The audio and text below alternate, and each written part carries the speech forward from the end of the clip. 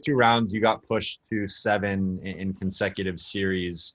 Do you see any parallels with this team and that team? And what did getting pushed to 7 early end up doing for that team? Because you guys actually had an easier time deeper in the playoffs after that. Well, I'll say this. It doesn't really matter. No teams are the same. Everybody goes in their own journey. And, if we end up winning it all this year, this will be a story to tell. It's just the way it is. It's funny how often you see that. It's the way it is. Every year is different. Every journey is different. We're here because we put ourselves here. You can look at that in a good way or a bad way. But it is what it is. So, do I take things from that? I take things from everything we do. I take things from our wins, our losses, and all my experiences. This team didn't have any experiences, and so they're learning everything right now. We'll go to Andrew.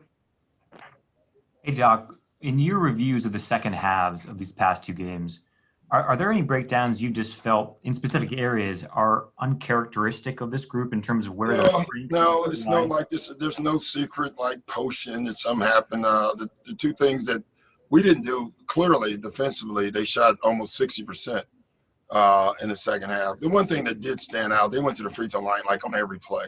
I think from the time when Murray went down with that injury, I think their next 12 out of 15 points for free throws. I think that's human nature. You see a guy goes down and there's no call on the play. And then the next thing you know, you're at the free throw line, and give Denver credit because they understood that and they started being aggressive. What I see the most is our pace, offensively. Now, some of that is because they're scoring.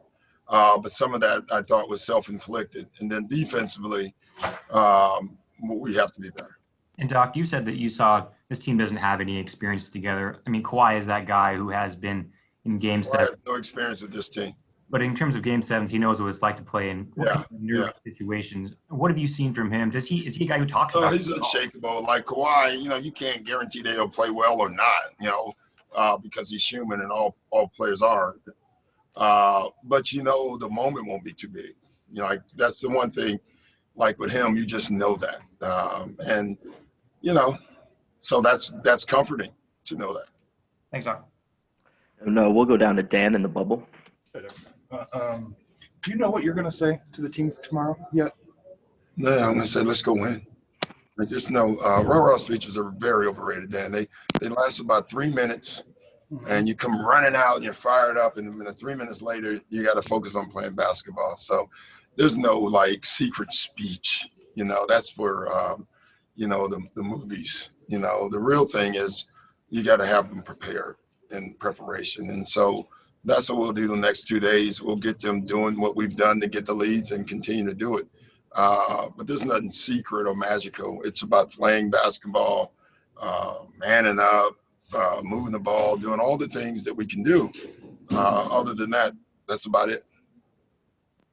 We'll stay in the bubble with Michael. Good writer, so why don't you give me a good speech? I am a good writer. Yeah. All right, thank you. I do appreciate it. That's what I hear. Washburn told me that. Gotcha. Did I throw you off with that one? Yeah. But you said yesterday you clearly have the right formula. Yeah. I'm just curious, like, how much of this conversation is about what you do right, what you do wrong, X's and O's, or is it just, look, you guys know what to do, you just got to do it? It's a little bit of both because, listen, give them credit. Like, they are playing hard. We're playing the third best team in the West, and they're good. They're relentless, resilient, and but like what we've done to get the leads has worked continuously, and then when we stop doing it, it has worked the other way too. And we've proven to ourselves that, even going back to game 2, I think it was game 2 that they won. It's a mirror of game 4 and 5 and game 5 and 6 in the second halves. So they are doing something that they enjoy doing too. And when we take them out of it, we're good. And when we don't, we're not. We'll go to Ohm.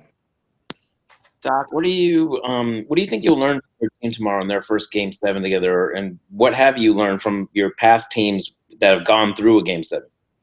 I don't do that because teams are so different. Your journey is so different. But I hope what I learned from our team is that we win game sevens. You know, I don't know what we'll learn. You will learn something for sure. And if you get through this, it will definitely serve you well. There's no doubt about that. Because when you go through things like this in adversity, and you come out of it on the other end, on the right end of it, it absolutely makes you a better team. Move to Miriam. Hey there, Doc. So obviously Pat is such a wonderful competitor, and his full self is limited. But with the foul trouble he's been experiencing, like what do you tell him? That just can't happen. You know, he is a competitor and he plays hard, but he can't put himself in a position where he's fouled out in 17 minutes. That just he's better than that. He knows that, and that obviously hurts our team and our rotations. You know, when you think about like last night as an example, we have a chance to go up big, but Pat and PG are in foul trouble, and it limits your rotations. It limits what you can do. But that's the unplanned stuff that actually happens in games. You know that you can't control. You can control not doing it, hopefully, as a player on the floor. But when it happens, it definitely throws the rotations that you had set for the game out of the window. I mean, the fact that didn't play the last 4 minutes of the game, that hurts us. Go to Mark Medina. Hey, Doc. I know obviously every game is important, but just from your coaching experience, how would you compare what it's like coaching in a Game 7 as opposed to any other playoff game? You know, I guess the difference is you don't worry about minutes as much. You can extend minutes. Now, extending minutes can be dangerous because some guys just can't handle them. And so if they can't handle them, you can't do them. You know, you tend to stay on plays longer, you know, where, you know, one of your plays that have been working that you may want to hold, you don't hold. You started the game out with them. And you hope that your players can get to that, you know, single possession mentality, because that's really important in Game 7s. Go to Tomer. Hey, Doc. When it comes to a Game 7, I've been played 6 games prior. How easy is it, I guess, to make adjustments? And then how hard is it to avoid sort of overreactions? Well, you can't overreact. That's a fact. You are what you are. Like, I'm not going to go today in practice and put in 15 new plays. And first of all, they wouldn't work. Secondly, we wouldn't run them very well, you know. But you can tweak for sure. You can tweak the rotations a little bit. Again, you can spread your minutes out a little longer. And you can really hone in on what you've done well. And really, like, you got to, like, drill it into your guys' head is this is what we do well. This is what we do well. This is what we do well. And we do that now, but we do get it. We've gotten away from it. You know, we've gotten away from it 2 games in a row. And so we just got to stay disciplined. We'll go over to Mark. Doc, how difficult and how important will it be to attack Jokic when you have the ball and try to get him into foul trouble early? How much of a goal is that? You know, Mark, we won't try to get him in foul trouble because doing that throws you off. And, you know, it's not like, you know, like he's guarding Zoop. So we're not going to feature Zoop for 15, 20 plays, you know, and every time you do that, Kawhi or PG or Lou or someone doesn't have the ball. But we want to involve him a lot. Like, he's good. Like, there's no doubt about that. And he's playing extended minutes. The last 2 games, he's up by 40 now. So we have to make him work as much as we can make him work. Thanks. We'll go to Cam. Hey, Coach.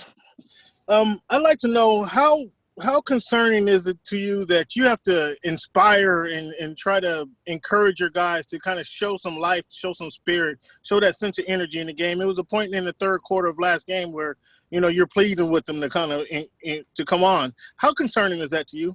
Not concerned. It happens. You know, it does. Like, listen, guys, these are human beings. Yeah, I know we don't think that at times, but they were rolling. They were playing great. And then all of a sudden, you know, a bunch of calls didn't go their way. They got frustrated with all the fouls that were being called. They start missing shots. They had turnovers. Like this game is mental too, man. And it's easy to get lost. And I thought a lot of that happened last night.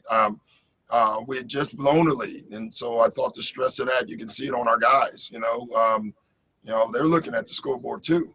They know they have an opportunity. They want to win worse than everybody, like they do. But that doesn't mean they're going to play perfectly. This is not a game of perfect. We'll go to Thomas. Hey, Coach. I wanted to ask you about Lou Will. He's had his struggles this series. I believe he's. Sorry, he cut out there. Let me see if I can get him back on. Sorry. Thomas, you there? There you go. Sorry. I just wanted to get your thoughts on kind of Lou's series. He's had his struggles this series, only shot, I believe, above 50% once in this series. Is there anything specifically that they're doing, or is he just kind of not had a rhythm this series? Probably the latter. He's had some fantastic shots. I thought last night was his best stretch. Unfortunately, it's like Lou got to the basket 3 times in a row and missed all 3 layups. One he was in between a dunk and a layup and missed. The 2 others were challenged. I think one by Porter, one by Plumlee. They were good shots, and the ball bounces in. And players need to see the ball go in. It'd been amazing if those 3 had gone in. We maybe would have had a Lou game.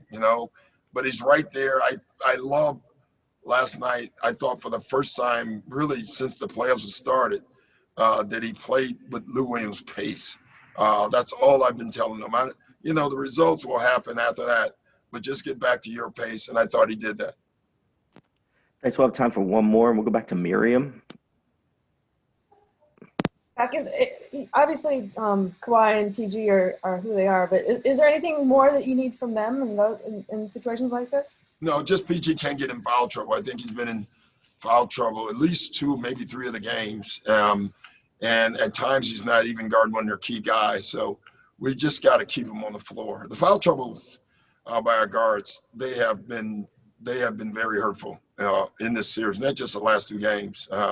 We got to keep our guards on the floor because when we don't, we got to go to lineups defensively that are not desirable. Cool.